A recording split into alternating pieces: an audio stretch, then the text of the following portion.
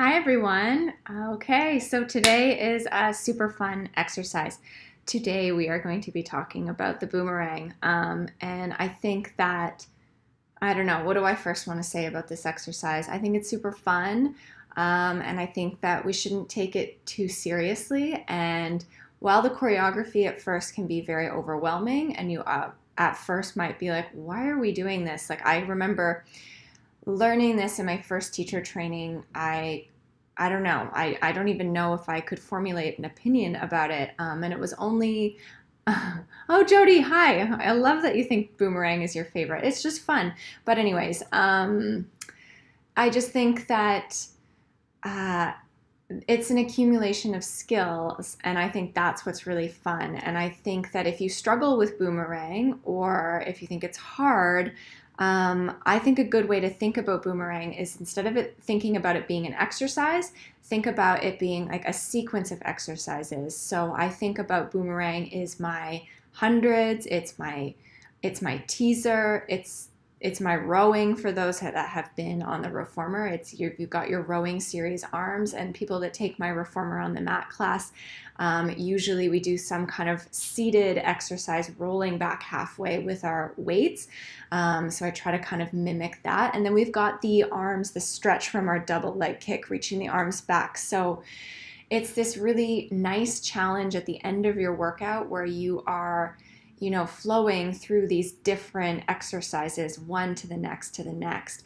It's quite a long exercise, so I'm going to play it for you, and it's the longest one. John, when he edited this morning, he was like, oh, this is quite a long one, because they're all kind of a minute, and that is comforting to me, because I find when I'm teaching it, I worry about the attention span of everyone, because I get to the second set and I'm like, oh my gosh, this is like, we're still doing this exercise. But so it seems like a long time to do something for 2 minutes in Pilates. So it just is the nature of the beast. So let's get started. And thank you so much to all of you who are joining me live. I know I can't really, unless you comment, I can't see who's here, but it's just nice to see that there are a few people here. So here we go. Boomerang. So I'm just going to pause here. You have one ankle crossed over top of the other. My first caution is just don't hook your feet. You just literally have one leg resting on top of the other. And the legs are just slightly turned out. That'll kind of naturally happen.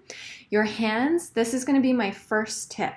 So where I have my hands is unique to me, and I invite you to explore what it feels like to have your hands a little further. Like, start with where mine are and then kind of move them a couple inches forward, a couple inches back. And basically what you're looking for your hands is you want to feel your hands pushing down and forwards to give you the leverage in order to lift your legs into that teaser shape.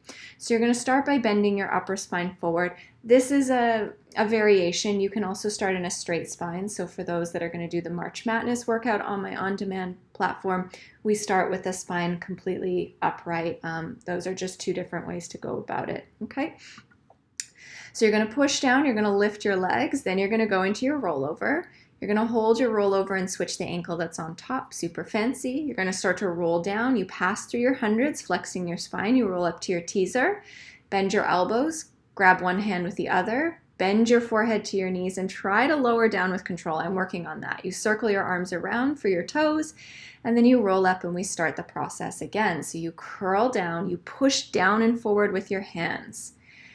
And that's what I want you to watch for this one. Watch how I use my arms on the floor. See how I slide them forward? They kind of stabilize me. Okay, and then here you're going to try to keep the relationship between your head and your knees the same. So now watch my hands. So I'm going to push down and forward, and then my arms kind of drag along the mat as I go through the exercise. Here they're going to slide and reach forward. And once I discovered I got stuck, that connection, it made this exercise a lot more supported and connected. Okay, so you're switching which leg is on top each time. You curl the tailbone under, you lift. Okay, switching the ankle that's on top. And again, using your arms, sliding your arms forward, rolling up. Okay, bending the elbows, collarbones are wide, trying not to hyperextend your elbows. Okay, and then we've just got one more here. So you can see it's not a perfect recipe every single time. And actually, you've noticed I've stopped bending my spine forward. I actually get scared every time I teach this exercise because it's so many things connecting into one. Okay, so last one. I'm just gonna, oh no, that was the last one. So I'm just gonna kind of play it back here. And what I haven't quite achieved yet, but in the, let me see if I can find it. Oops. What I haven't quite achieved yet is maintaining the relationship of my head to my legs when I'm coming forward. So I'll clarify that. So you're gonna pass through that 100 position up to your teaser. So at this moment, you're trying to bend your forehead towards your knees with your arms stretching back behind you. And the goal here is to lower your body in this shape down to the mat. Now, I used to think that this wasn't possible. I was like, no, it's just like one of those fake things that we're trying to do. But I've actually seen really strong Pilates practitioners do it. I've seen gymnasts who practice Pilates do it. It's been rare, but I have seen it be done. And so that's the goal, is to try to maintain that. You kind of see how my legs go down and then my head comes down. And then you get this nice stretch. Okay, so I'm going to pause it here and I'm going to think.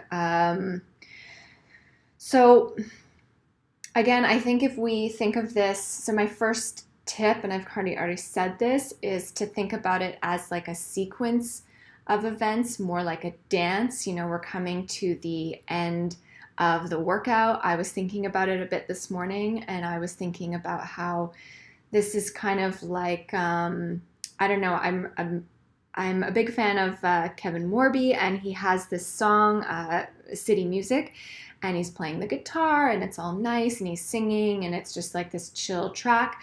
And then at 4 minutes, there's like this breakdown, like the music starts to pick up, you kind of want to dance around. And I think about Boomerang being like that moment in a musical piece, is where it's like everything really picks up.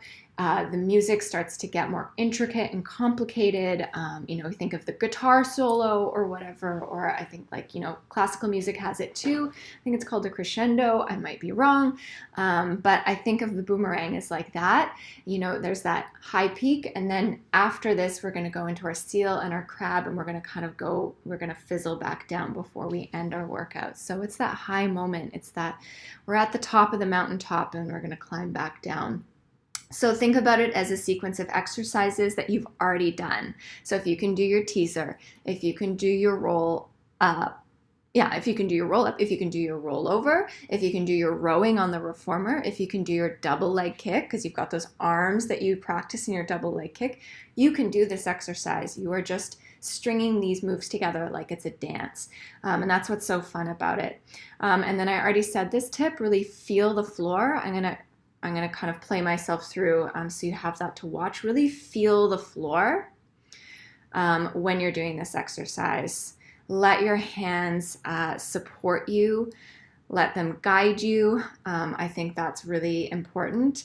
And then for those that do have access to a reformer, practice your rowing on the reformer, because that's going to give you that range of motion in the shoulders. And then my friends that are subscribe to my on-demand platform, I'm going to kind of make it a mandate, and I try to make it a mandate to do the rowing series in our reformer on the mat so that you get that same skill, that same range of motion through your shoulders. And I think that's really those are my only tips. Have fun with it. Don't take it too seriously. I'm just going to finish this rep. I think this is the one that I get stuck at. Yeah. I don't. Okay, bringing the legs all the way down. Good, and then we'll close it there. If you tend to get any kind of sticky shoulders when the arms wrap around, I suggest not having your arms up. I'm going to bring it back to the intro screen so I can kind of show you this. If you feel like you get any crunchiness in your shoulders, and I think this is an important detail, I'm just going to turn this so you can see my arm. So you finished with your arms back behind you. When you reach your arm out to the side, your palm will be facing down, so you kind of need to turn your palm somewhere around when it's in line with your shoulder. So just make sure you are adjusting the arm in the joint, and then that might take care of some of that crunchiness. Another thing that might take care, sorry, this camera, oh my goodness. Another thing that might take care of the crunchiness that you may feel in your shoulders is the height of your arms. So you could play with having your arms down just a bit lower. So that's Boomerang. I don't know, if you have any questions, feel free to comment. This is gonna stay here for your forever enjoyment. For my friends that missed the workout yesterday, I just finished uploading the March Madness workout number 4, where we go through everything.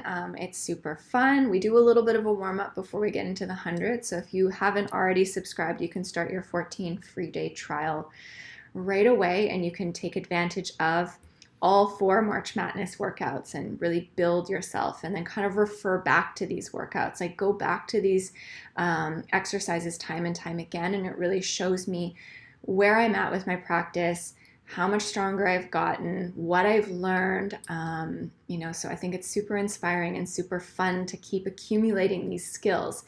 So that's that. Happy Saturday. We're back on Monday. Monday is going to be seal and crab. Tuesday is going to be control balance. And I'm so excited to, not that it's about me, but I nailed it when I filmed it.